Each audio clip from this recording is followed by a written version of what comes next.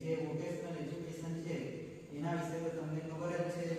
9મા ધોરણમાં આવો છો ત્યારે તમને પહેલા જ દિવસમાં તમને કહેવામાં આવે છે કે આ વિષય છે એ મુખ્ય સ્કિલ ડેવલપમેન્ટ અનુસાર આપણે રોજગારી મેળવી શકાય તે માટે આ વિષય ગવર્નમેન્ટે આપણને પ્રોવાઈડ કર્યો છે કે માહિતીનું આદાન પ્રદાન કરવું. આદાન પ્રદાન એટલે શું?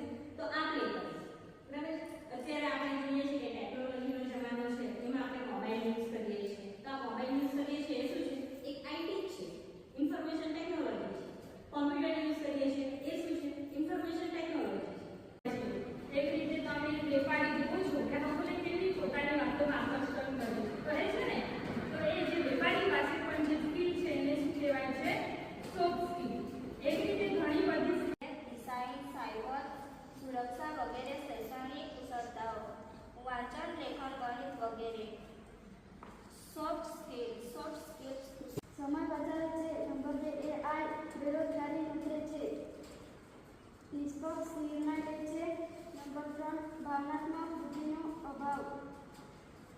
પુનરાવર્તન પામતા કાર્યોનું ઓટોમેશન કરીને માનવ ઉર્જા ઘટાડે